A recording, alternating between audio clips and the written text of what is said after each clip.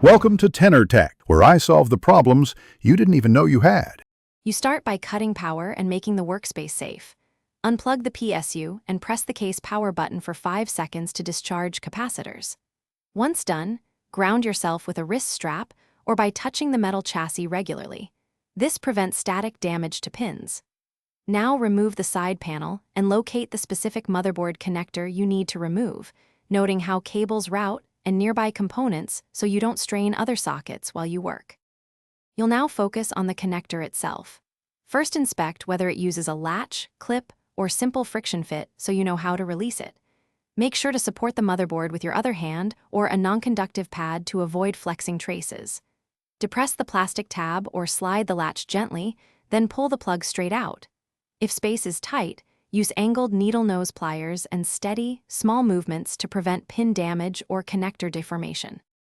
You finish by examining both plug and socket for bent pins or dust.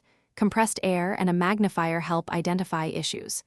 If reusing the connector, align it carefully and press straight in until the latch clicks. If damaged, replace the cable or housing before powering up. Once reassembled, power on briefly to confirm post and device detection. If it fails, make sure to reseat connections, reset the CMOS if needed, and recheck the connector. Thanks for watching. Subscribe to keep your life in tune.